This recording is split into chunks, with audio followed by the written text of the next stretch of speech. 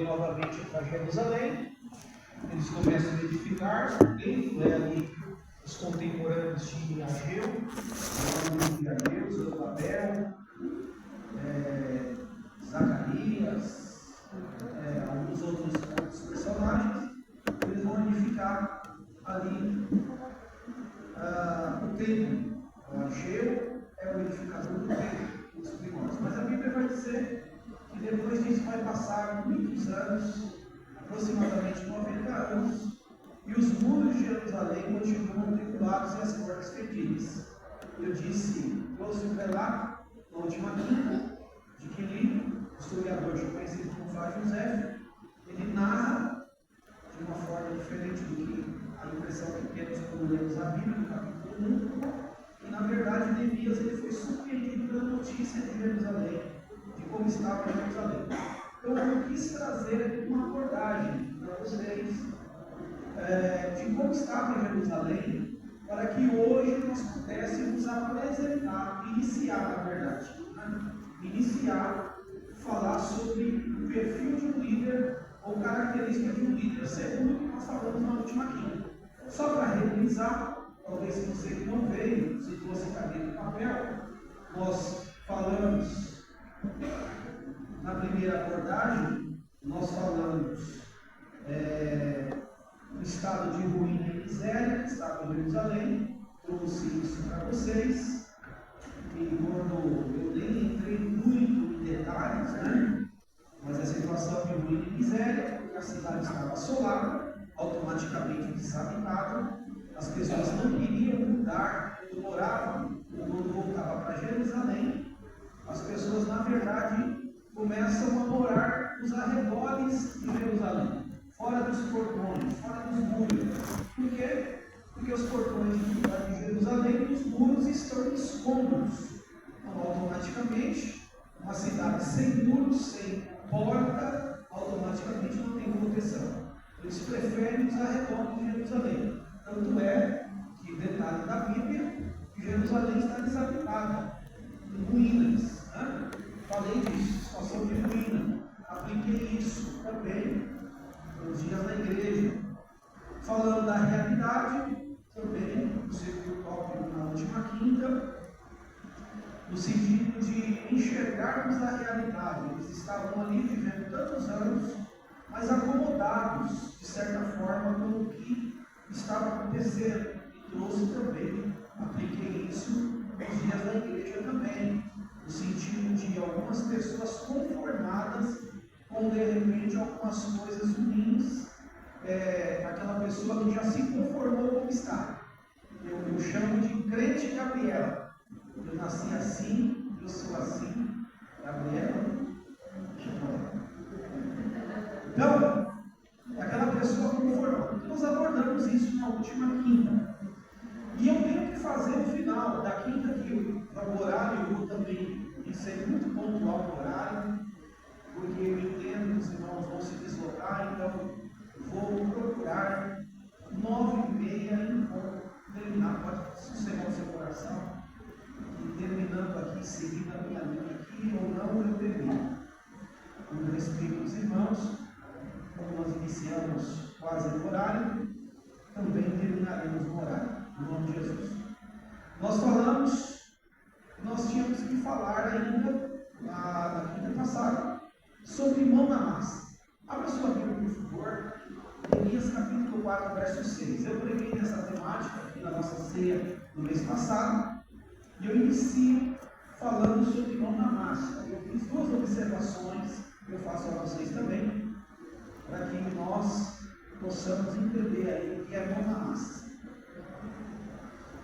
Quando eu falo mão na massa, o que vocês entendem mão na massa? Mão na massa, o que é? Trabalho. Não dá para ficar ocioso, não dá para ficar inerte, não dá para ficar displicente. Mão na massa, para que eles pudessem fazer, concluir a obra. Ou aqui, no verso de número 6, por favor, eu peguei a Bíblia errada, eu trouxe uma King James, mas eu gosto da tradução da NAA.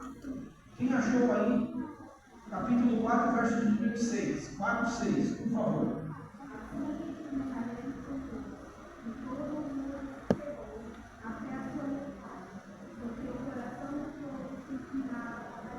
Boa. Nessa tradução aqui está dizendo assim: assim nós edificamos a muralha, e toda a muralha se completou até a metade. Aqui eles estão na metade do muro, porque o povo tinha a mente para o trabalho. Eu trouxe 3 versões desse versículo na última ceia. O povo tinha a mente para o trabalho, o povo tinha a inclinação para o trabalho, e o povo tinha desejo para o trabalho. Observe algo, queridos, que me chama a atenção. Neemias tem o seu grau de importância? Sim ou não? Tem. Mas Neemias certamente não faria Dr. Gilmar o mundo sozinho. Amém, irmãos? Amém. É a mesma coisa que nós sempre falamos, e principalmente com obreiros. Não existe pastor sem obreiro, não existe obreiro sem pastor. Ambos se completam.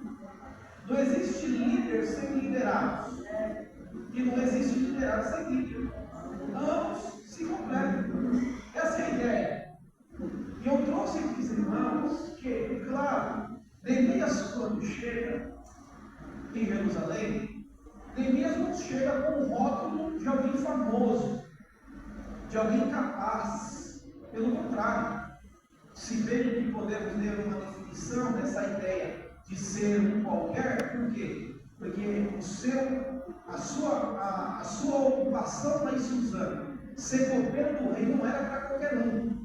Ser copeiro do rei era alguém de extrema confiança. Acredita-se, diversos historiadores, que copeiro do rei não era palavra prática, não era só para servir, era um experimentador de comida, porque grande índice naquela época de envenenamento, reis que morriam envenenados. Então, se tivesse que alguém morrer primeiro, quem iria morrer? O copeiro. E mais, o copeiro era aquele que tinha um acesso direto ao rei. Observe, alguns relatos de historiadores, principalmente aqui, Assuero, Xerxes, Longueira, para você marcar uma audiência com ele, não era de dia para a noite. Observe o detalhe que Deus permite que Neemias, de ser copeiro do rei, tenha acesso a esse rei e, de certa forma, pode dialogar com esse rei. Com alguém que, na época, é o governo da época, é a pessoa, é a autoridade da época. Então, ele tem um acesso diretamente ao rei. E observe, no capítulo 4 de nosso versículo 6, ele mostra aqui que Neemias foi importante. Só que o coração do povo também foi de suma importância. O povo desejoso em trabalhar. De certa forma, Neemias passa a ser um despertador. Neemias passa a ser, de certa forma, um líder. É alguém que vai liderar uma mudança. É alguém que vai chamar as pessoas à realidade, que vai gerar um despertamento das pessoas, que automaticamente aderem a esse despertamento, e eles agora vão estar com o coração inclinado para trabalhar, com disposição para trabalhar e com intenção de trabalhar. Isso eu parto aqui de uma ideia. Obreiro que não quer trabalhar, não deve ser o seu nome obreiro, porque a ideia de obreiro é alguém que faz obra, é que se entende, é o clássico, é o básico, obreiro sem obra. E aí eu me enveredo com que Tiago tenta explicar a fé, né? Alguém diz que a fé sem obras é morta, e alguém disse assim, que eu não preciso ter obra, mas a Bíblia diz que quem tem fé tem obra, é automático. A obra não salva, mas se eu sou salvo, eu tenho obra. Parece paradoxo, parece alguma coisa diferente, alguma coisa de difícil compreensão, mas é verdade, queridos. A obra não salva, mas se eu sou salvo, eu tenho obra. Se eu sou salvo, eu faço alguma coisa. Então, a ideia de ser um obreiro, de ser um líder, é alguém que tem em mente que você tem que estar ocupado com alguma coisa. Deus não tem negócio com pessoas desocupadas. Ao longo de toda a Bíblia, Deus nunca vai chamar ninguém na torre da preguiça. Deus nunca vai chamar ninguém ocioso. Deus nunca vai chamar ninguém preguiçoso. Pelo contrário, quando Salomão escreve lá Provérbios sobre preguiça, ele diz assim: preguiçoso, vai ter uma formiga. Não tem espaço para preguiça. Observe que não a massa aqui me chamou a atenção. Porque quando você vê o capítulo 3, eles estão em uma grande obra. E interessante, cada um fazendo a sua parte. Repita comigo, cada um fazendo a sua parte. Capítulo 3, ele narra aonde foi, depois de Neemias consultar os locais que eles iriam trabalhar. Ele divide as tarefas. E um detalhe me chamou a atenção. Por quê? Porque Neemias pega cada um de proximidade à sua casa. Por exemplo, eu moro aqui perto. Eu não vou trabalhar longe da minha casa. Então, primeiro, eu começo a tapar os buracos onde está o meu alcance. Deu para entender? Eu não quero... O que nós entendemos com isso? Eu não vou querer tapar o buraco da vida dos irmãos. O que ele chama-nos a atenção? Cada um tem que tapar o buraco próximo a você. Cada um tem que cuidar daquilo que está próximo a você. Cada um tem que ter a preocupação daquilo que é onde eu posso fazer alguma coisa. Será que nós temos buracos próximos a nós que nós precisamos tapar? Sim ou não? Sim. E isso parece óbvio. Ele diz assim: cada um faz a sua parte. E me chamou a atenção, por gentileza, que está com Neemias aberto. Observe o capítulo 3, o verso de número 12. Capítulo 3, verso 12. Eu estou vendo aqui, deixa eu ver um negócio aqui. Mulheres, levante as mãos, por favor. Mulheres, quem conta rápido aí? Eu não sou ruim em matemática. Vamos aí, mulheres. Tem gente que não levantou a mulher, eu vou ver se vai levantar os homens. Se levantar os homens, aí misericórdia.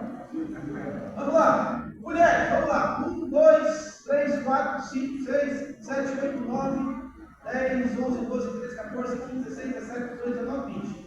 22, 24, 26, 28, 29, 30, 32, 34, 36. Homens, deixa eu ver homens aqui. Cadê os homens? Me ajude a contar os homens aí. A mulher já ganhou, pode baixar. Já ganhou.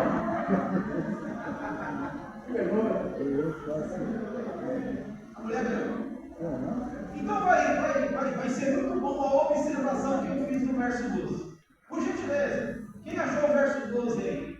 Neemias capítulo 3, verso 12. Coloque para mim aqui no Data Show, eu vou pedir para todos nós lermos juntos. Capítulo 3, verso 12, por favor.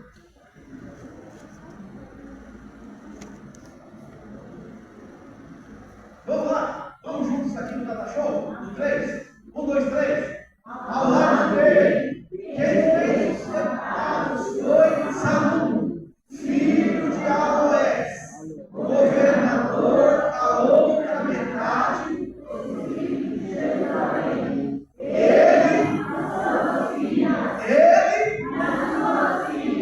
Observe, olha que detalhe que me chamou a atenção. Nessa época a mulher que trabalhava duro.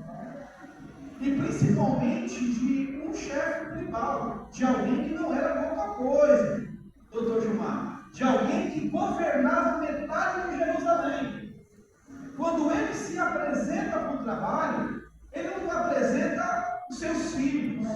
Há quem diga que ele não tinha filhos homens, mas ele defende e vai tapar o buraco próximo a ele das suas famílias, ele e as suas filhas. Ele e as suas filhas. O que quer dizer com isso? Não tem essa coisa, irmão, de sexo. Não tem esse negócio de eu sou mulher. Aqui não tem essa coisa de vaso mais frágil. Né? Desculpe, mulheres hoje. Mulher, eu já vi mulher ali no salão, vendo ali, rebocando parede com um barro. já vi mulher levantando parede. Nada contra. Né? E não estou dizendo, queridos, que, claro, eu não estou dizendo que todas vão ter essa habilidade, nem todo mundo tem essa habilidade. Mas o que me chama a atenção no versículo, que ele, mesmo não tendo homens na sua família, você vai observar, estou falando de uma era ou de uma geração de classe onde as mulheres não vão nunca aparecer em cena, e principalmente em coisa de construir muros, tapar buraco. Mas Salom, filho de Aloés, governador da metade da tribo, metade de Jerusalém, ele se apresenta para o serviço, ele e as suas filhas. O que quer dizer? Mão na massa não é só para homens. Pelo contrário, deveria ser mais para mulher. Coisa de massa é coisa de mulher, né? Massa de bolo. Tem mulher aí que sabe fazer massa de bolo, bolinho de chuva, massa de pão, né? Massa de pedreiro. Tem mulher aqui que já fez massa de pedreiro? Deixa eu ver. Você sabe que eu tenho uma história dessa na minha casa, né? Quando meu pai construiu a nossa casa, minha mãe era servente de pedreiro do meu pai, grávida de mim. Então, a ideia aqui é que, independentemente de quem você é, sexo, homem ou mulher, nós temos que fazer a nossa parte, tapar o buraco próximo a mim, se preocupar primeiro com aquilo que está ao meu alcance. É esse enfoque que você vai observar. Quando eles chegam no capítulo 4, verso 6, muro pela metade, é porque anteriormente todos vão se comprometer. Quando você pega o capítulo 3 não só tem pedreiro trabalhando no muro, irmãos. O capítulo 3, ele vai dizer, olha as profissões que os judeus tinham narrado no capítulo 3, que eu separei para vocês. Perfumista. O que era o perfumista? Fazia perfume. Pegava os aromas e misturava, as especiarias e misturava. O que tem a ver um perfumista edificando o muro, tapando o buraco? Nada. Mas ele está com a mão na massa. É a mesma coisa também. Às vezes você vai fazer alguma coisa na obra de Deus e para Deus. Às vezes nós vamos fazer coisas que não é da minha profissão. Claro, quando você vai ver na Bíblia, algumas profissões é vista como um dom de Deus, como uma capacitação que Deus dá. Mas quando nós nos tratamos de mão na massa, de tapar buraco, de tapar brecha, é para todo mundo, independentemente da sua profissão. Quando estamos envolvidos aqui na ideia de tapar buraco, ou de tapar as brechas, ou fazer com que Jerusalém seja habitada de novo, ou fazer com que Jerusalém chame a atenção de novo. Imagine, irmãos, Jerusalém no seu tempo de glória, quando o grande templo de Salomão, as pessoas migravam para lá, participavam das festas anuais, era uma espécie de tour em Jerusalém, mas a Jerusalém nos dias de Neemias está vivendo um tempo de ruína. Ninguém vai visitar lá a ruína, ninguém vai visitar lugar desabitado, lugar habitado só com gente sem perspectiva de mudança. Pelo contrário, mas mão na massa aqui é dizer, eu quero que Jerusalém volte o seu tempo de bênção. Eu quero que Jerusalém volte o seu tempo de glória. Eu quero que Jerusalém novamente chame a atenção. Eu quero novamente que Jerusalém atraia a glória de Deus para ela. Mão na massa é isso. Tapar buraco é isso. Neemias está nos chamando a tapar as brechas, a tapar os buracos próximos a nós, para que nós venhamos a chamar a atenção novamente. Amém, queridos? Primeira atenção que nós devemos chamar novamente de Deus. Você fica imaginando, amados, nós observamos hoje uma vasta gama de ministérios, muitos lugares, algumas igrejas empresa, algumas igrejas voltadas a comércio, voltadas a tanta coisa, algumas igrejas que preparam até os seus membros para ficar nesta vida, para viver esta vida, para gozar os prazeres desta vida. Em alguns lugares, não julgando, nós entendemos ela não chama mais a atenção da presença de Deus. Mas o que Neemias está dizendo? Vamos tapar a brecha? Vamos chamar a atenção de Deus mais ainda? Vamos chamar mais a atenção de Deus para nós? Por quê? Porque igreja sem a presença de Deus, irmão, é mais uma reunião, mais um clube. Igreja sem a presença de Deus, queridos, não tem nada atrativo. Igreja sem a presença de Deus, amados, não tem nada que atrai. Mas quando Deus está presente, você já parou para pensar, já parou para observar? Quando Deus está presente, as pessoas têm prazer de estar, as pessoas têm desejo de estar, as pessoas querem estar, se esforçam para estar. Eu tenho dito ao longo dos anos, irmãos, o lugar que tem a presença de Deus, a pessoa faz até sacrifício para estar lá. Lembra de João Batista? O púlpito de João Batista não foi a grande Jerusalém. João Batista começa a pregar aonde? No deserto. E as pessoas iam ouvir no deserto. Por quê? Porque ele tinha a presença de Deus. Amém, meus irmãos? Para ter a presença de Deus, é necessário tapar as brechas. Amém? Olha o tipo de profissão: perfumista, ourives. Vocês sabem o que é ourives, não vou me estender nisso. Farmacêuticos. Já tinha, pastor, na época? Tinha. Farmacêutico. E outra, pessoas de distritos diferentes, de localidades diferentes, que se agruparam. O coração de todos estava voltado para a obra que estavam fazendo. Por exemplo, por quê? Eu tinha que fazer a minha parte, mas cooperar para que as outras partes também fossem feitas. Porque não adianta só, quando nós tratamos da esfera igreja, nós trabalhamos no sentido eu igreja, mas igreja também se trabalha no sentido coletivo. Igreja se trabalha, é por isso que às vezes algumas pessoas têm dificuldade, e alguns líderes têm algumas dificuldades, porque às vezes a gente como líder, as coisas da igreja não é só como eu quero, a igreja é um coletivo. Amém, meus irmãos? Então, essa é a ideia. E o que nós chamamos a atenção aqui dos irmãos é que Salum, ele coloca suas filhas em linha de frente, ele apresenta a sua família, ele assume a responsabilidade, não como homens de tapar os buracos, mas como as suas filhas. Quem é tão importante que não pode fazer alguma coisa na casa de Deus? Pergunta. Quem é tão importante que não pode fazer alguma coisa na casa de Deus? Será que tem alguma coisa na casa de Deus que é desonroso fazer? O que vocês acham? Um belo dia, nosso primeiro presidente da Igreja Unida, pastor já no Senhor, Luiz Esquiriló, fazia cruzadas em tendas. Estou falando de muitos anos atrás, não vou me ficar falando os anos. E um belo dia, naquele grupo de pessoas que foram para uma cruzada, um recém-consagrado evangelista.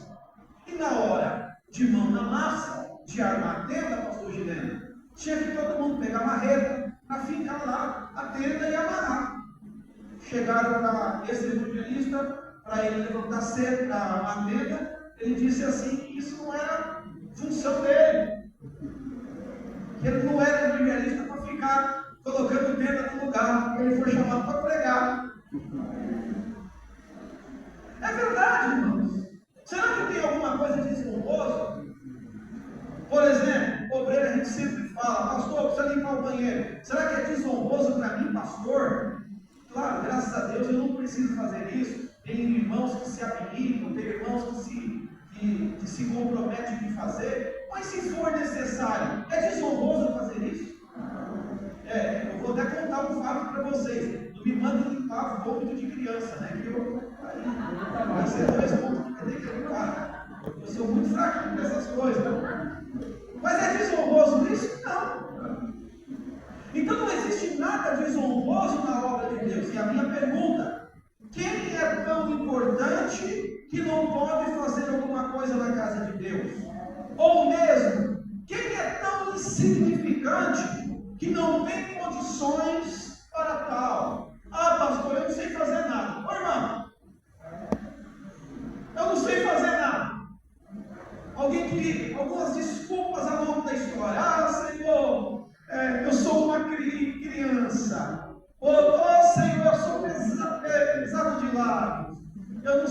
falar, né? Diz que era gago no tal de Moisés. Qual é a nossa desculpa? Será que Deus aceita muito essa ideia de nossa desculpa? Aí a minha pergunta: quem é tão insignificante que não tem condições de fazer alguma coisa para Deus? Então deixa eu já, antes de perguntar, responder. Todos nós podemos fazer alguma coisa para Deus. Todos nós temos a capacidade dada pelo Senhor para fazer alguma coisa. Uns mais, uns menos. Mas todos devem fazer a sua parte.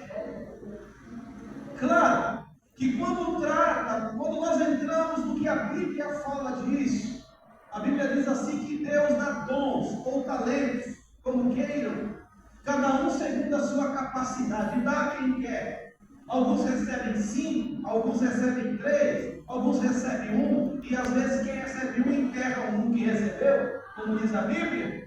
Mas todos recebem alguma coisa, todos têm a capacidade de fazer alguma coisa. O que eu quero dizer a vocês: todos nós podemos fazer alguma coisa na obra do Senhor.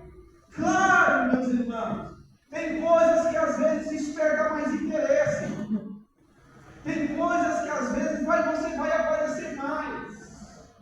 Tem coisas que de repente vai chamar mais a atenção. Mas deixa eu dizer a você, a Bíblia diz assim: a quem mais é dado, isso é uma outra Bíblia, hein? Porque tem pessoa que quer muito, mas na hora das cobranças, ele não quer ser cobrado. É ao contrário. Se você tem, ou se você recebe mais, ou se você está em mais evidência. Por que a Bíblia tem alguns conselhos práticos para nós? Seja tardio para falar e pronto para ouvir. Por quê? Porque o falar compromete mais do que o ouvir. Quem arrisca? Quem arrisca? Quem fala pode errar, pode falar coisa que não devia falar. Lançou uma palavra e uma palavra lançada não dá mais para voltar atrás. Quem ouve, escuta, espera. Então essa é a ideia. Então o que você entende? Que todos nós podemos fazer alguma coisa. Ninguém é insignificante que não tem condição de fazer alguma coisa. Esta é uma pergunta que nós já sabemos a resposta. Todos podemos e devemos nos esforçar para que esta tarefa, pois seremos cobrados diante de Deus. Mas irmão, eu não sei. Eu não sei algumas aptidões que a gente tem, alguns vislumbres que nós temos a respeito do Senhor, ou das coisas de Deus. Nós não servimos a Deus e não deve, você como líder, como obreiro, você não deve ver isso na sua mente, no seu coração. Pastor, eu sirvo a Deus com medo de ir para o inferno. Irmão, esse não é um sentimento que mora no meu coração. Tem temor, tem a consciência de que se eu não fizer a minha parte, certamente eu não sou daqueles que inferno não é para homem. Calvinista. Inferno não foi feito para homem, que homem não vai para o inferno. Não, eu sou arminiano. Acredito que o homem pode ir para o inferno. Poder da escolha, lá no final. Até falamos disso um tempo atrás. Então, mas eu não sirvo a Deus, eu não faço as coisas para Deus com medo de ir para o inferno. Só que, queridos, deixa eu dizer algo para você, que nós temos que ter isso. Essa é uma das motivações que nos inspiram em fazer. Por quê? Observe, Deus fez investimento na nossa vida. Será que você pode dizer para esse irmão do lado? Deus fez investimento na sua vida. Não, deixa eu dizer a você, eu falo agora na igreja, hoje eu falo para as pessoas, e você como líder, é bom que você escute isso. A gente ensina, às vezes, o obreiro, que nós obreiros hoje na casa do Senhor, principalmente aquele que ensina, ele tem que ter uma gama de aprendizado vasto, porque nós não lidamos com aquelas pessoas sem cultura. Hoje nós temos aí doutores na nossa plateia, ideia. Hoje nós temos aí pessoas da anatomia humana que conhecem o corpo humano como ninguém. Está chegando aí agora a inteligência artificial. Não é verdade? Hein, irmã Carmen? Eu me lembro que uns anos atrás você viu o Senhor? Meu Deus, não tinha nem esse celular com um monte de coisa, essa tecnologia na mão. Nós não estamos mais, irmãos, lidando com pessoas que de repente você vai falar qualquer coisa dentro do outro. O diabo venceu, olha mesmo. Não, estamos lidando com pessoas que, como os bereanos, Atos 17, você está falando, ele está vendo. Deixa eu ver se está na Bíblia. Deixa eu ver se está na Bíblia. Ou não é? É verdade. Eu não sei se você, como obreiro, como líder, às vezes tem essa percepção. Aquela pessoa, aquela mensagem que você ouve, aquela mensagem você já viu ela por ali, pela internet e tal. Aí você começa a fazer uma linha de discernimento se foi uma mensagem que Deus revelou ao coração do irmão, ou foi uma mensagem que postou lá na internet, que simpatizou com a mensagem e está pregando por aí. É verdade, amados. Isso nos faz o quê? Como obreiros, pessoas que devemos nos esforçar. Claro, nem todo mundo é dado a linha de ensinamento.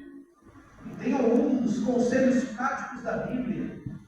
Quem quer ensinar, uma das coisas primórdias da sua vida, sentar para aprender. Porque quem não senta para aprender não pode ensinar. Isso é o básico de tudo. E mais, tem pessoa que às vezes não gosta de aprender. Não, eu já sei. Eu não sei se é só aqui, né? Por exemplo, quando a gente faz os encontros de casal, aí você conversa com os casais, chama para um encontro. Não, isso aí eu já sei. Tudo ele já sabe. Você chama aqueles crentes mais antigos, vem com o ensinamento. Não, eu já sei. Aí você senta para conversar 5 minutos, irmão. Você tem vergonha.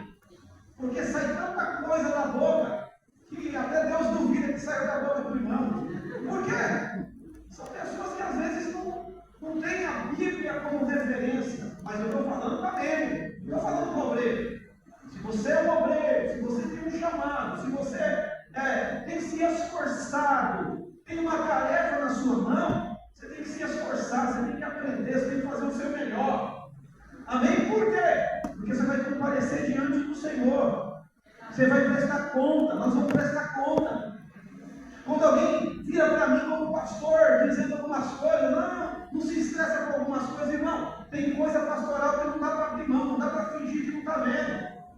Por quê? Porque vai chegar um dia que você tem que prestar conta. Dá para entender, querido? E quando comigo é assim, também com você é assim. De repente, eu falo com pessoas, e às vezes a gente ensina isso para os obreiros, dizendo assim, porque tem algumas pessoas que veem ministério como competição. Por exemplo, o diácono é maior do que o cooperador. O presbítero é maior do que o diácono. O evangelista é maior do que o diácono. O presbítero é maior do que o evangelista. O pastor é maior do que o presbítero. Não, é uma disputa. Queridos, não. Cada um fique na vocação que Deus te chamou. Se Deus te chamou você para ser um bom diácono, exerça a diaconia com maestria. Você vai ser recompensado por ela. E não se assombre se de repente você não vai chegar a ser presbítero. Mas o importante é você chegar na glória. Amém, meus irmãos? Tem pessoas que, às vezes, é claro, vão escrevendo dizendo assim, quem almeja o episcopado, excelente obra deseja. É bom almejar. Só que entenda, está almejando? Se prepare para a sua cobrança. Quem mais é dado é cobrado. E às vezes, isso não vai acontecer porque você não está preparado para a sua cobrança. Ser líder, ser obreiro, e eu não sei você, irmão, nós somos a cumprir da igreja. Alguém vai estar olhando de nós, alguém vai estar tendo nós como exemplo. Por isso que você tem que se esforçar. Posso falar? Se esforçar para estar nos cultos. E o obreiro você está pagando R$10 para ir para a igreja. Aqui não, né, pastor Roberto? É só por aí, né, pastor Roberto? Tem obreiro você tem que pagar R$10 para vir para o culto. Meu irmão, tem obreiro que você colocar o microfone na mão dele, não sai 10 minutos de oração. Depois dos 5 minutos é só aleluia, glória, aleluia, glória. Quando você vê o obreiro com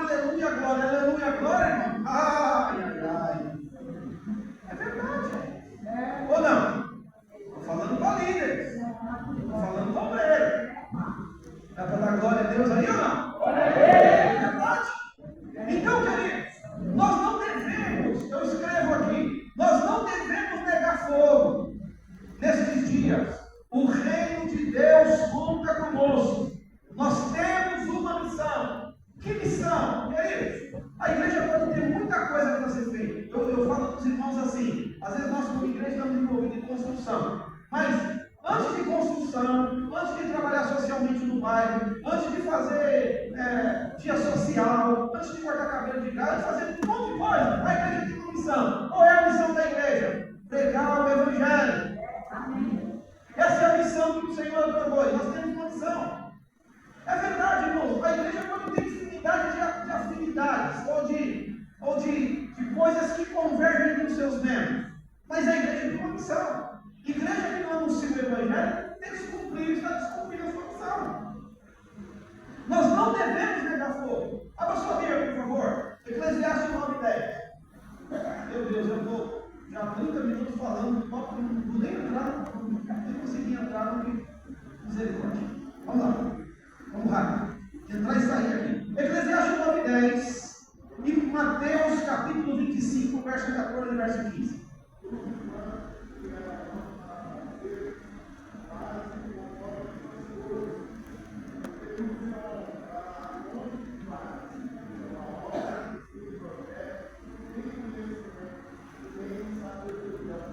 Guarda essa fala aqui para um pouquinho depois. Só vou adiantar. Tudo que te vier a mão para você fazer, faça. Porque para onde tu vais não há trabalho. Observe. Quem já leu o livro de Neemias aqui? Quem já leu o livro de Neemias? Deixa eu ver. Alguém já viu Deus falar, segura na mão de Neemias, assim, Neemias, eu vou te levantando, vou te levar para Jerusalém? Não. Foi Deus que mandou um anjo para Neemias, olha Neemias, você vai para Jerusalém, porque Deus está mandando. Alguém já leu isso na Bíblia? Ele soube o estado. Ele soube o estado que estava. Não entendi. Ele soube que estava o caos e ele se inspirou para inundar o pai. Não, é assim, vamos pegar o raciocínio aqui.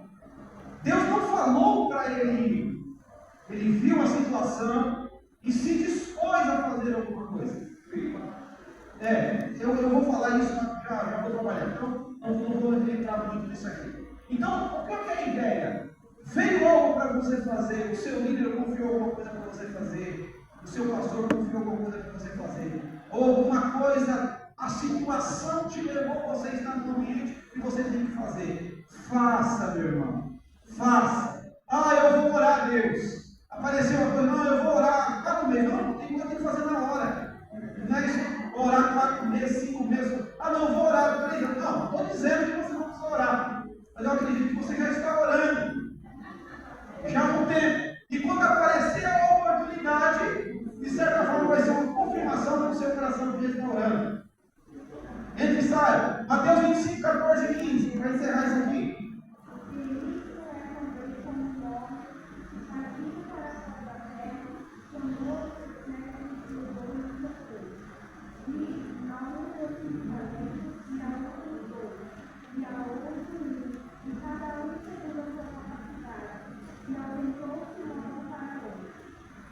Amém. É a parábola do talento que eu coloquei aqui como marcando o texto aqui, a nossa fala.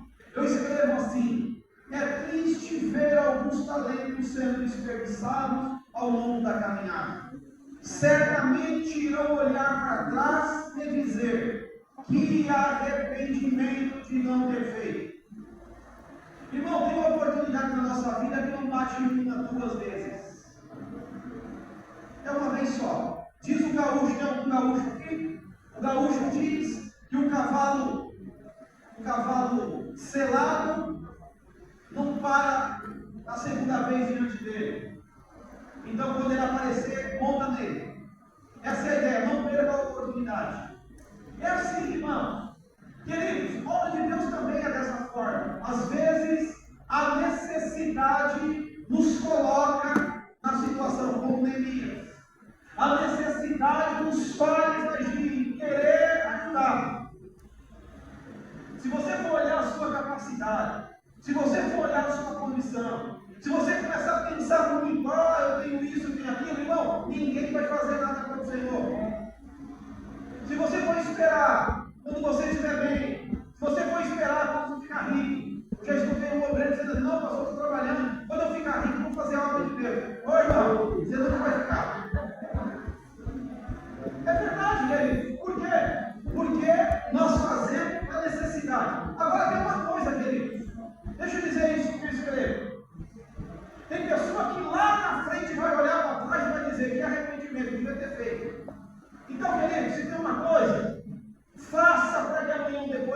arrepende.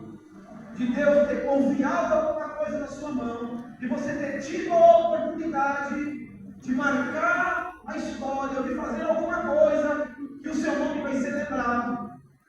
Observe que interessante, quando você vai pegar os anais lá de quem trabalhou nos muros na restauração, está lá Salum e as suas filhas.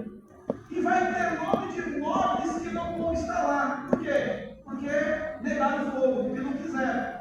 Porque ninguém é obrigado a nada. Alguém te obrigou a vir hoje aqui na igreja? Não, eu vou lá porque acende um fogo. Não, ninguém te obrigou, irmão. Só que dentro de nós, como obreiros, nós nos sentimos obrigados. Aí eu falo de um paradoxo que vou ter que explicar. Um livre que é escravo e um escravo que é livre. Compreende isso? É o escravo com a orelha furada. É o escravo que quer ficar na casa do seu senhor. Recebeu a carta de alforria para ser liberto. Mas ele vai lá e manda furar a orelha porque ele quer continuar sendo escravo. Aí ele escreve em Gálatas: não mais vivo eu, mas Cristo vive em mim. Não, é alguém que tem a opção de escolher, mas prefere ficar com o Senhor. Prefere ficar com as coisas de Deus. Enquanto podemos, somos responsáveis por nosso legado. É você que vai fazer, irmão, o seu nome ser lembrado na história. Como você quer ser lembrado na história? Hã? Quer ser lembrado na história como Tomé? Quando a gente fala assim, Tomé! Estou falando de frente ao pessoal, né? Tomé na Bíblia, quem é o Tomé? Hã? É o falta de fé. Quando eu falo assim, crente jovem, o crente que persevera. É o crente que a coisa está indo de mal para pior, mas ele está ali. Eu sei que o meu Redentor vive e que por certo ele vai ser levantado. Aleluia! Crente Davi. O Davi o que é? Não. Vou entrar nesse. Alguém vai se lembrar de conto da vida de Davi, que não é você ser ele, não. Mas é corajoso, é um homem que pega o leão pela barba, que pega e mata o urso, que derrota o Golias, né? Que adora o Senhor e glorifica o Senhor. Nós somos responsáveis por nosso legado. E eu não sei você, irmão, é primordial quando alguém se lembra de você. Nós tivemos agora lá no Jardim Guatemi, né, uma cena que nos trouxe recordações, nos deixou emotivos no momento, né? De alguém que trabalhou lá fazendo pão para que a igreja pudesse ser comprada. Aí, será que a igreja ser comprada por pão? Não, mas ela fez a parte dela. E não viu. Deus já levou antes, mas deixou um legado. Que legado você vai deixar? O legado quem faz é você. Ninguém vai fazer. Eu não faço no seu lugar e você não faz no meu. Por isso, aquilo que o Senhor confiou na sua mão, faça. Trabalhe para Deus. Abre o buraco. As bases foram postas. A força e o ânimo do povo foram despertados por Deus. E cada um se prometeu em fazer o que lhe cabia. Isto é o segredo para que a obra de Deus avance. Devemos, todavia, entender que mesmo com boas intenções, os inimigos estão à nossa espera, esperando a oportunidade de paralisar o avanço. Entendo que, apesar dos grandes desafios que temos, carregamos dentro de nós um testemunho pessoal do que Deus já fez. Deus já fez alguma coisa na sua vida? Amém. Deus já fez alguma coisa na sua vida? Amém. Isso vai ser a força motivadora de você continuar fazendo. Nós não fazemos esperando recompensa nessa terra. Se você está fazendo alguma coisa esperando recompensa nessa terra, você pode a qualquer momento ficar frustrado. Amém, meus irmãos? O Jesus que curava, o Jesus que fez grandes milagres, quando colocaram a escolha do povo, o mesmo povo que ele beneficiou muitas vezes, Barrabás ou Jesus, crucifica Jesus. Amém, meus irmãos? Então, faça para Deus. Deus será a sua recompensa. É o que Paulo ensina, 1 Coríntios 15, 58. No demais, meus irmãos, sede sempre constantes, abundantes na obra do Senhor, sabendo que o vosso trabalho não é vão. Faça para Deus. para ele. Quem faz para Deus? Deus é recompensador daquele que o busca. É o que diz lá o escritor dos Hebreus 11:6. Sem fé é impossível alguém agradar a Deus. Portanto, é necessário que aquele que se aproxima de Deus creia que Ele existe e que Ele é galardoador daquele que o busca. Amém, meus irmãos? Amém. Quem sabe esta oportunidade de você responder quando alguém te perguntar, diante das ruínas espirituais que vai aparecer e que tem aparecido. E aí, o que você está fazendo? Estou de braço cruzado. Estou vendo a vida passar. Como diz a música, estou deixando a vida me levar. Não, estou fazendo alguma coisa para o Senhor. Talvez não é tudo aquilo que Deus espera de mim, mas eu estou procurando fazer alguma coisa para Deus. Amém, meus irmãos? Muito bem. Nós falamos, esse encerra o tópico da quinta passada. Hoje nós vamos trabalhar e iniciar aqui falando sobre o perfil e característica do líder. E eu me baseio nos primeiros 6 capítulos do livro de Neemias. E claro, você vai encontrar diversas outras características. Mas eu foquei aqui naquilo que tem como proposta para falar, de algumas que me chamam a atenção. Tem inúmeras. Se você quiser descobrir características do perfil do líder, eu falei isso para os irmãos na quinta passada. Eu li aqui no primeiro livro, Além dos Muros, edição 1. Estou lendo agora, Além dos Muros, edição 2. Estou todo finalzinho já, tá bem? Que fala de características de líder, de liderança de Neemias. E também ele traz alguns pormenores dos opositores. É muito interessante, líder, visitar este livro aqui vai te abrir a visão para muitas coisas. Algumas delas eu vou falar aqui para vocês. Certo?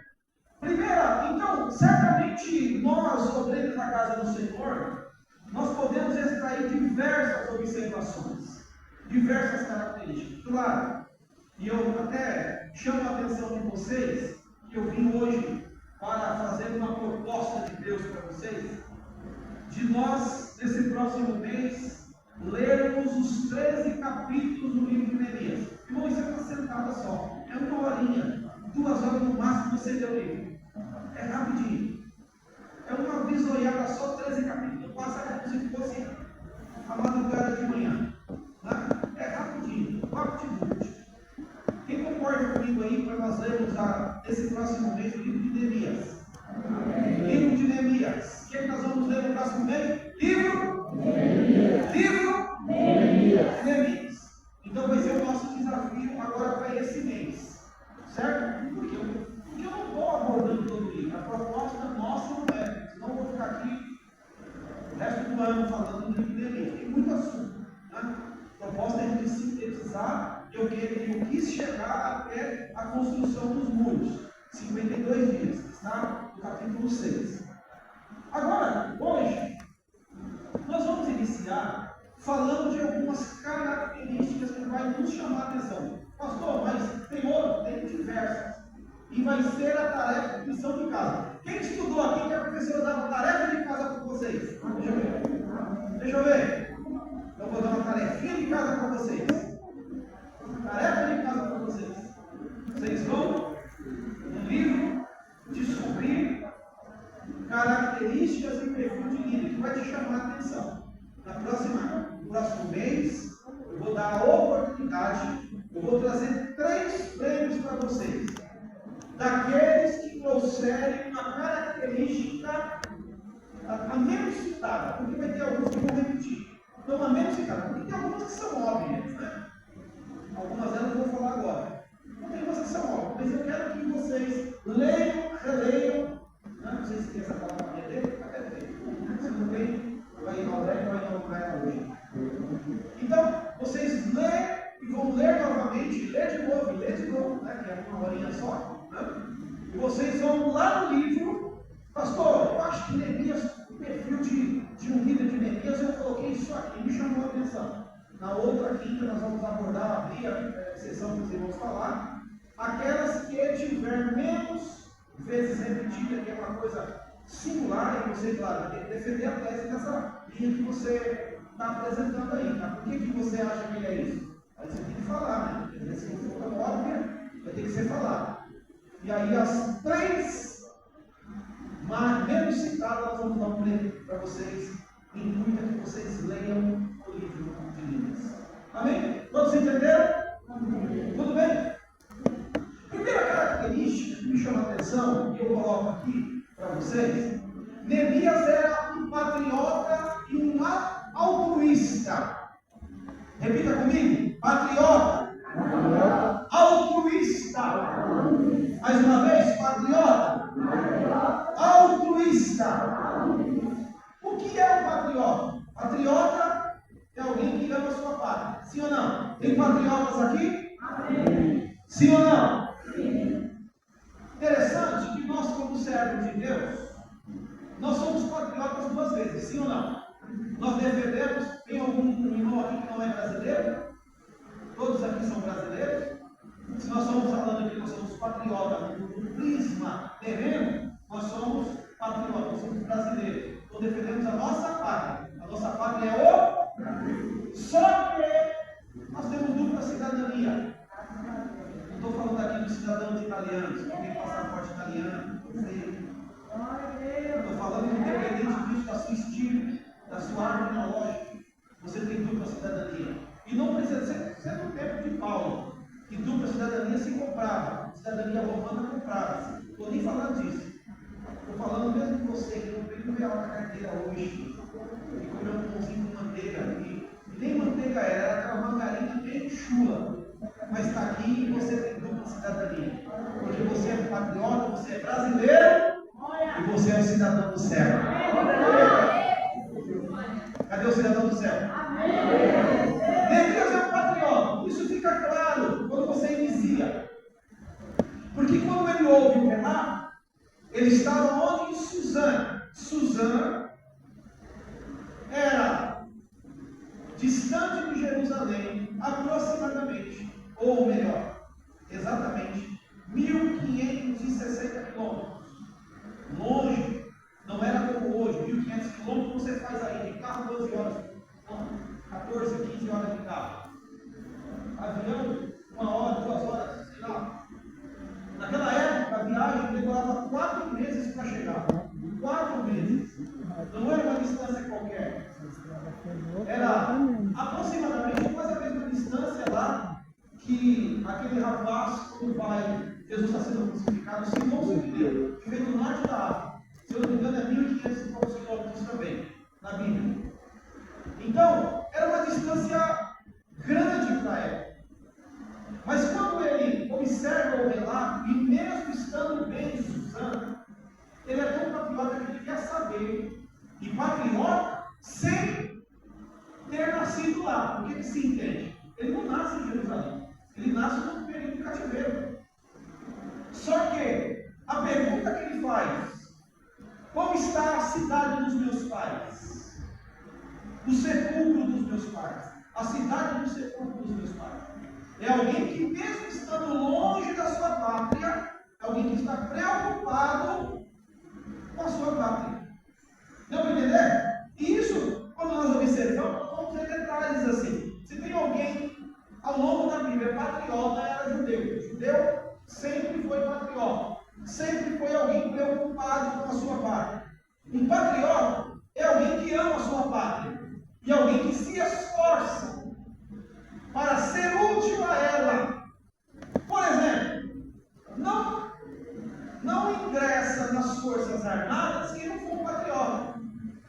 Quem que se prega nas Forças Armadas por alguém que vai ingressar? Você tem que amar a sua pátria. Já ouviram aqui? Quem já jurou bandeira aqui? Deixa eu ver. Quem jurou bandeira? Jurou bandeira, quando eu fui do exército, vai lá e jurou bandeira. Revista. Na nossa época lá, a gente vai em alguns cultos, tem alguns irmãos. Posso falar? Tem irmãos que não sabem nem ter comportamento de cantar em nacional brasileiro. Ou não? A gente aprendeu isso, irmão. Mão no peito. A gente tem, não é de qualquer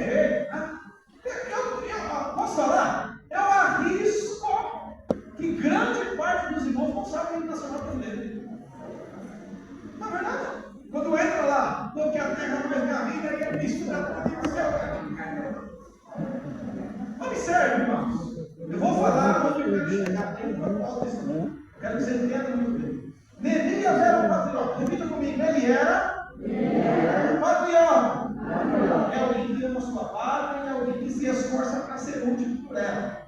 E isso vai ficar claro. Por quê? Ele abre mão da sua vantagem, da vida boa que levava. Por que a vida boa que levava? Por irmão, alguém que estava diretamente assistindo o rei. Vivia uma vida boa ou não? Comia as melhores comidas, irmão. Frequentava as melhores mesas. Frequentava as melhores... Eu estou para dizer que Neemias falava várias línguas. Porque Xerxes recebia diversas línguas. Porque ele era governante não só da Babilônia, mas do mundo habitado na época. Estou para dizer que ele era uma pessoa culta. Se foi alguém que serviu por alguns anos no palácio, mas ele está disposto, quando ora, a abrir mão de tudo para servir a sua pátria. Automaticamente, ele era altruísta. A palavra altruísta significa é alguém que está disposto a se doar em prol do seu próximo. Ministério não é isso? O que você acha? O que vocês acham? Será que ministério é um rótulo de status? Será que ministério, de repente, ou liderança de alguém, ou liderança é uma espécie de ascensão de status? Ou é essa disposição de altruísmo, de você trabalhar em favor de alguém? De certa forma, você amar o próximo. E quando eu falo amar o próximo, como a ti mesmo, né? Porque ninguém consegue amar alguém se primeiro não se amar. Alguém que não tem amor em si próprio não vai conseguir amar outro. Porque a primeira lição que você aprende, você tem que se amar primeiro. Quando você se ama primeiro, você sabe o grau de intensidade que você se ama ao ponto de ofertar isso a alguém. A palavra altruísmo significa: estou disposto a me doar para alguém. Estou disposto a dar o meu tempo. Porque é assim, irmão. O ministério é assim. Eu não sei para vocês, mas para mim é assim. Às vezes você doa o seu tempo. Porque existem pessoas que acham assim, que a vida do pastor é só quando vem à igreja para pregar. Ele não precisa ler, ele não precisa orar em casa, ele não precisa ler livro, ele não precisa consultar material. Né? É como diz alguém, é alguém que de repente só aparece um dia no congresso lá com a foto com a cabeça do leão. Mas matar o leão não dá. É assim, irmão? Ou é uma vida de altruísmo? O que vocês acham? O ministério é uma vida de altruísmo ou não? De você abrir mão do seu tempo, abrir mão do seu cansaço, abrir mão do seu conforto, adiar uma viagem ou não? Ou não é? Ou não é isso? Puxa vida. Eu posso falar, irmão? Posso falar? Eu sou da época que nós éramos ensinados pelos nossos pastores a não marcar viagem em Santa Ceia, em congresso de igreja. Hoje já virou moda, né? A pessoa não quer saber de nada, de repente marca lá e tal. Deixa pra lá. Mas o altruísta reclama? Não. Eu estou dizendo, não estou falando aqui no tom de reclamação. Isso faz parte do pacote do ministério. É o que Jesus ensinou aos seus discípulos. Quem quer vir após mim, negue-se a si mesmo, toma a cruz de cada dia e siga-me. E fazer como uma macumbeiro disse para mim: carrega a cruz com classe. A pessoa, pastor Roberto, se escutar isso do camarada, macumbeiro, falando para mim assim: carrega a sua cruz com classe. E dá glória a Deus, irmão. É verdade. Essa é a ideia. É alguém que está disposto a ofertar seu tempo, a sua vida, colocar de repente a sua família, porque geralmente é assim. Liderança não é uma coisa pessoal, porque de certa forma você oferta também o tempo da sua família. Quem é casado aqui sabe do que eu estou falando. Quem é marido e esposa que estão envolvidos na obra de Deus sabe do que eu estou falando. E às vezes também, tem que ter um jogo de cintura, aquele que tem o seu cônjuge que não serve a Deus, que não tem esse chamado, que não tem essa aptidão, que não tem esse comprometimento, que não entende como você entende. Que é assim na vida do ministério. Observe, irmãos. Ele se compadece do estado de sua pátria Jerusalém.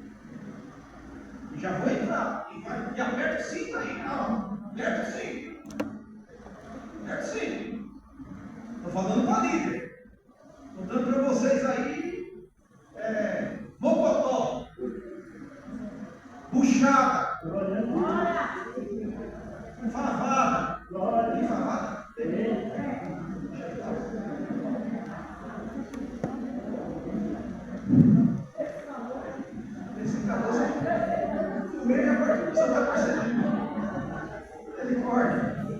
Vamos lá.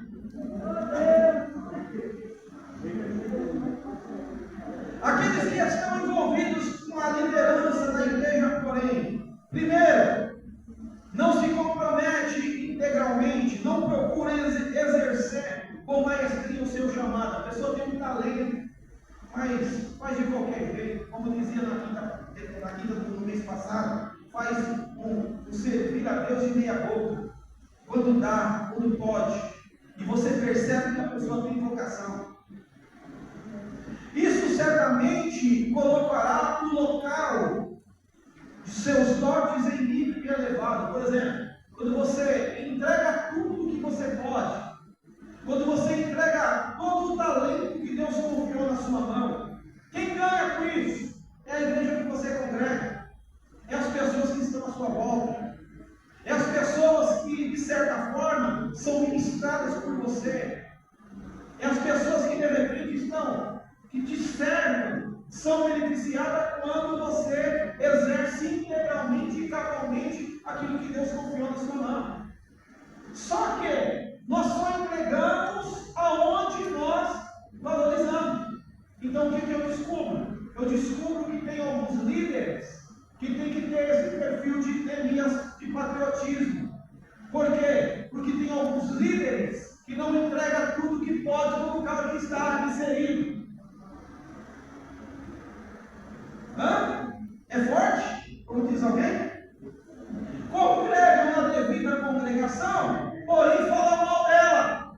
Ai! Será que tem isso, irmão? Não tem não, é só falar de Campinas, Americana, Sumaré. Será que tem isso? Falam mal da liderança, jogam afagos a outro ministério. Você gosta tanto de lá, o que você está fazendo aqui ainda, miserável? Vai para lá! Ou não? Queridos, eu não estou dizendo, não. Quando você vai estudar, quando você vai falar com pessoas, os seus melhores amigos são aquelas pessoas que vão falar coisas que você não quer ouvir. Nem todas as pessoas que te apoiam são seu amigo. Amigo, às vezes, é aquele que fala a verdade. É aquele que aponta os seus erros, é aquele que aponta as suas falhas. Esse é o amigo verdadeiro. A ideia aqui, e nós temos que entender muito bem isso aqui, de entender, por quê? Porque muitas vezes as pessoas estão inseridas em um contexto de igreja, mas estão lá só por estar. Quem são esses? São os nobres aqui que você vai ver no livro, que você vai ler. Estão lá se beneficiando do caos. É aquela pessoa que se conformou em terra de sangue que olha o rei. Tá bom, faça alguma coisa aí, tá bom, tem que ser. Só que tá bom, tem Deus que avalia tudo isso. Então o que eu venho dizer, venho nos ensinar aqui: patriotismo e altruísmo. É alguém que está no lugar, veste a camisa do lugar. É alguém que está inserido no lugar e está ralando pelo lugar. Não, entendeu? Não é que alguém que está vendo dois se matar e ele fica de braços cruzados esperando o outro catar o gás. Essa ideia aqui que nós aprendemos é o primeiro perfil e característica de um líder que eu vejo aqui no capítulo de Neemias, no livro de Neemias, que ele era patriota e altruísmo. É alguém que está disposto a se doar em razão dos outros. Ora não, se preocupe não com recompensa. Deixa eu dizer a você, não vai voltar para você a recompensa do céu. Se o local que você está inserindo não te recompensar, não vai faltar a recompensa do céu ao teu favor. Deus não fica devendo nada para ninguém. Tenha isso no coração. O legado que você está fazendo, está fazendo para Deus. A Bíblia diz que no dia do tribunal de Cristo, as nossas obras vão ser queimadas. Se for feito obra só para aparecer, não vai servir para nada. Mas se foi feito de coração diante do Senhor, com interesse de coração, deixa descansar. Tem uma pedrinha na sua coroa te esperando. Tem um galardão na toalha te esperando. Se foi feito de coração,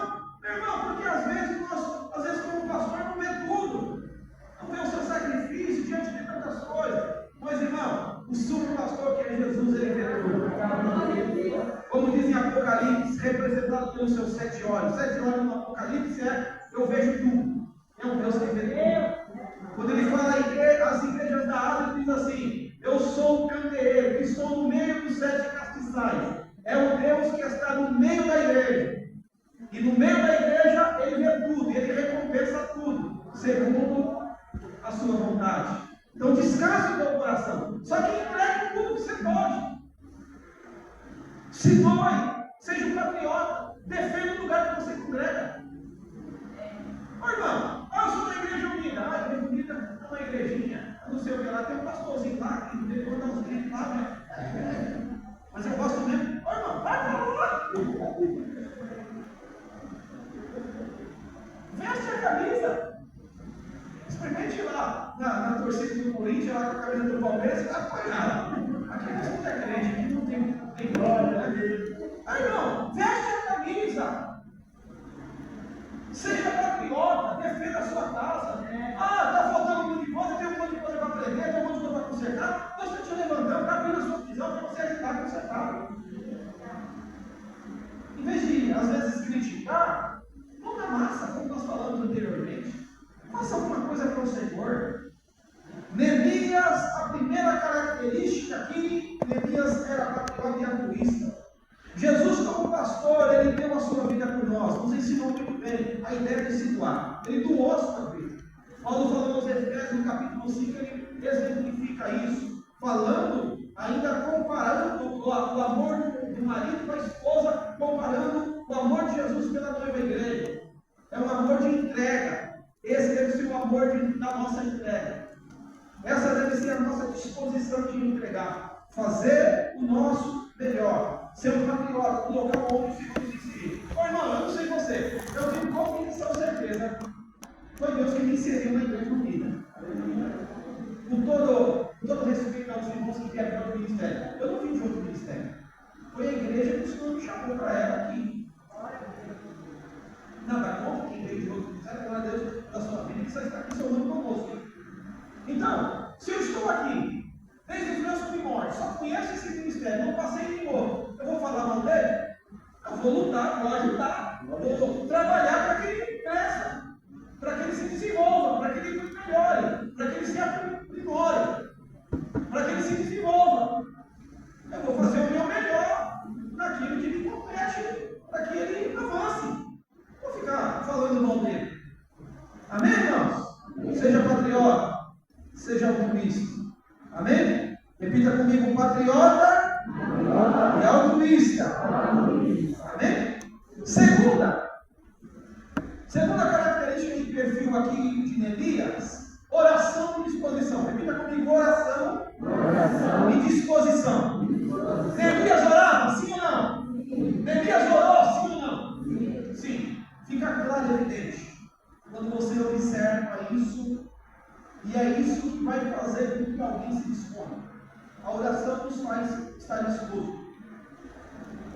A gente não ora para se preparar para ir. A gente ora nos habilitando para quando Deus precisar, nós estamos lá. Deu para entender isso? Neemias, quando fica sabendo do estado de Jerusalém, o que a palavra de Deus vai dizer? Vai dizer que ele vai orar a Deus. Ele vai falar com o Senhor. Ele vai pedir uma orientação para o Senhor. Ele vai, de certa forma, se colocar diante de Deus em oração, para que o Senhor dê um norte para ele. Para que o sentimento do coração dele não seja o governo da sua vida, mas que o sentimento que aflorar no seu coração em oração seja um sentimento de direção de Deus para a sua vida. Porque é assim, queridos. Às vezes eu dizia, domingo passado, nós temos algumas disposições, algumas inclinações no coração, que às vezes nós tomamos decisões segundo as inclinações do nosso coração. Só que às vezes, nosso coração é enganoso. O nosso coração às vezes erra. O nosso coração se engana com alguém, com pessoas. O nosso coração engana com sentimento. Já viu pessoa amar ou se apaixonar por alguém errado?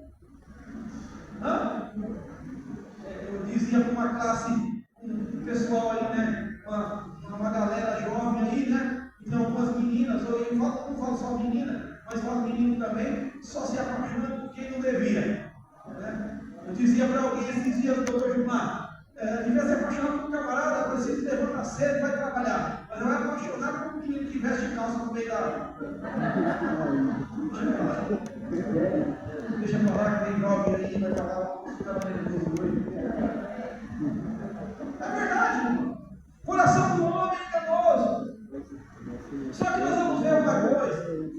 Nós estamos cansados de falar a respeito de líder, que isso não é uma premissa que todo líder tem que saber.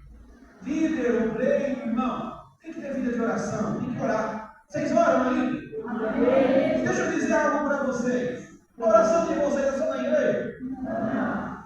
Vocês oram em casa? Amém. Olha. Tem ainda aquele quartinho lá, não sei que lugar. Eu tenho na minha casa alguns lugares que eu costumo visitá-los, né?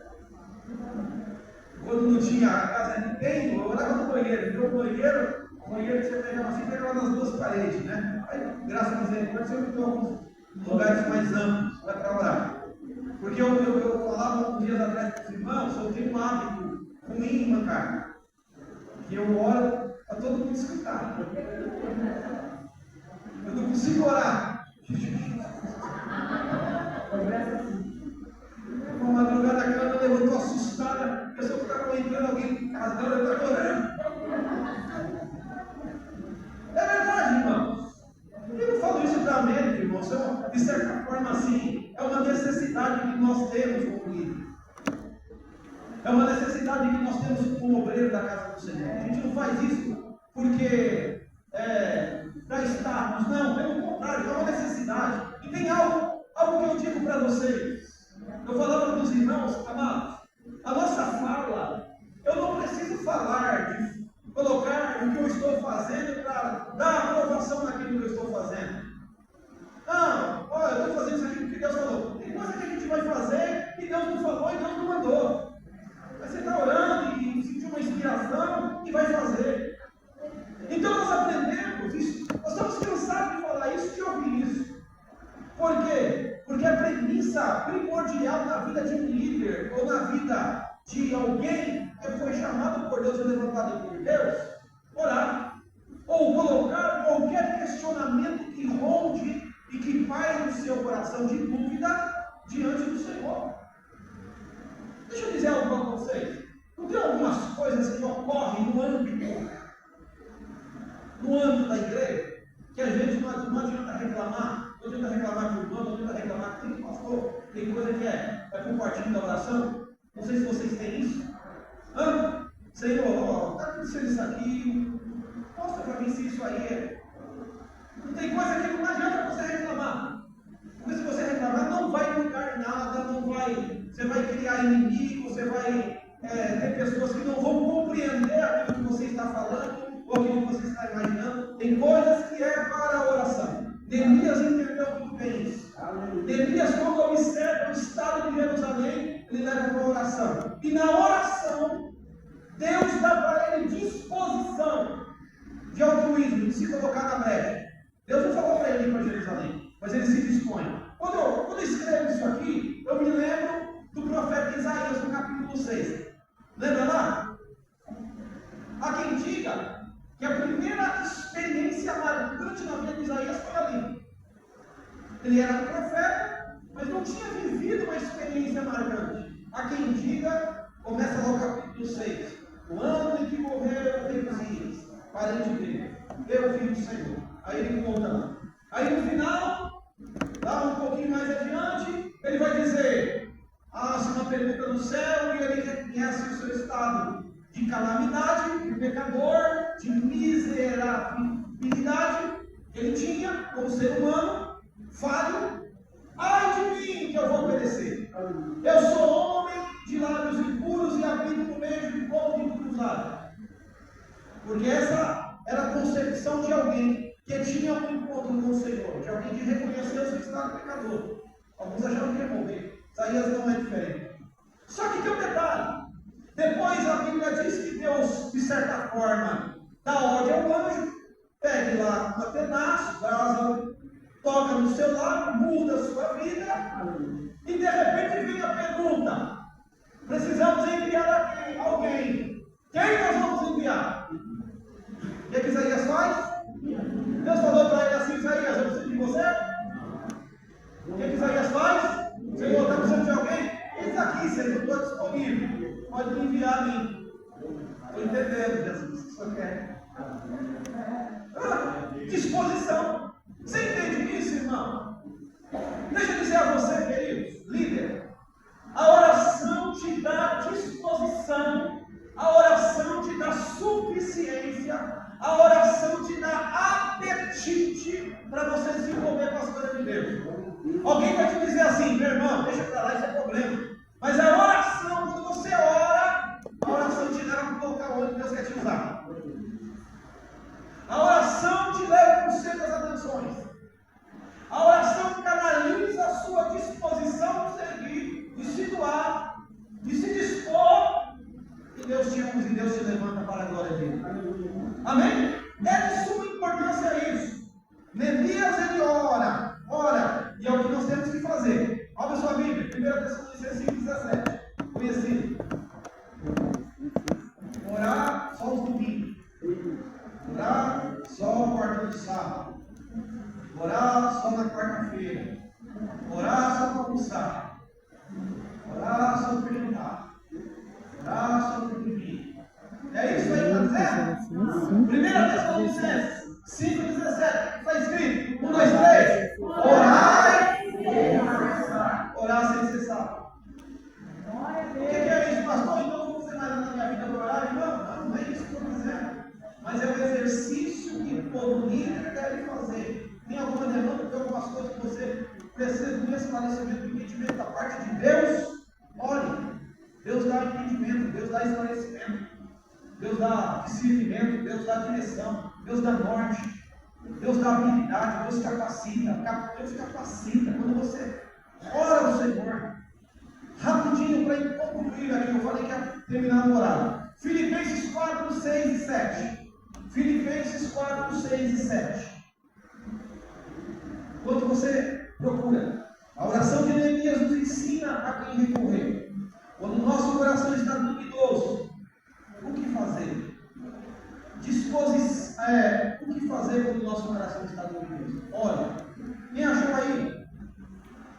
Não estejais inquietos por coisa alguma, antes as vossas petições sejam em tudo conhecidas diante de Deus, pela oração e súplica, com ação de graça, e a paz de Deus, que excede todo o entendimento, guardará o vosso coração e os vossos sentimentos em Cristo Jesus.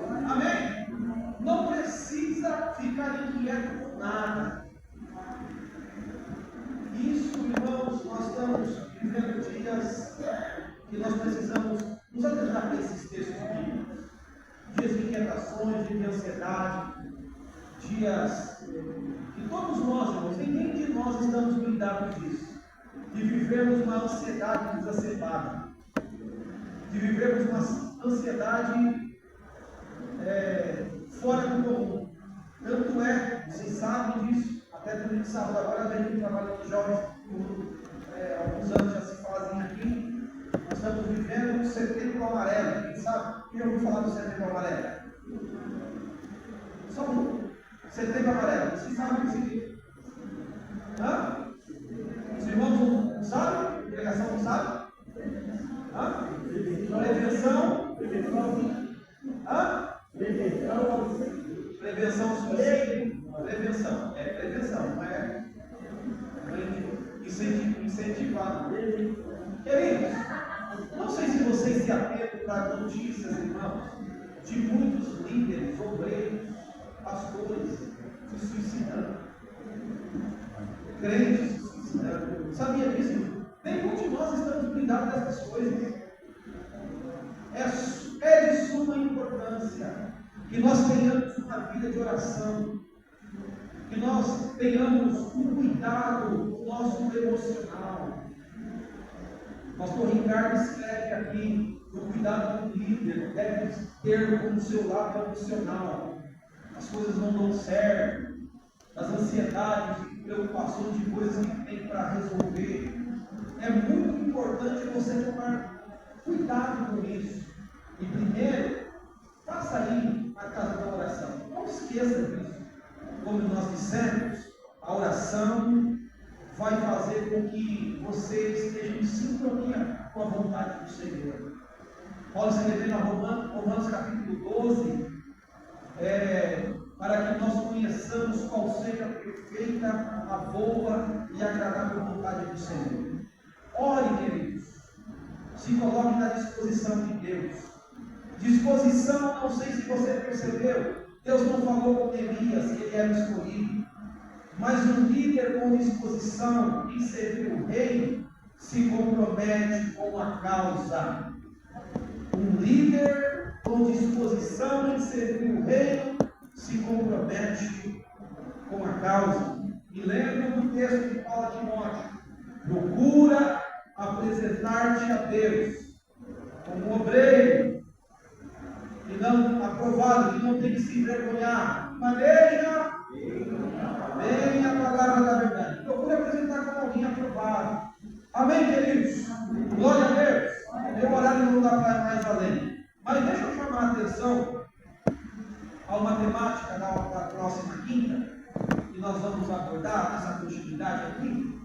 E se Deus quiser, eu quero encerrar. Claro que nós não vamos esgotar todos os assuntos, nós temos a tarefa agora dessa leitura, mas deixa eu abordar uma temática que eu vou abordar na outra quinta. Esteja preparado para as oposições.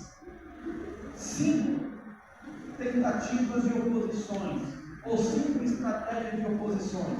Ele aborda isso no livro. Diz assim: vão tentar te impedir de iniciar. Você vai começar alguma coisa nova, vai tentar te impedir. Vão tentar te desmotivar. Vão tentar te intimidar.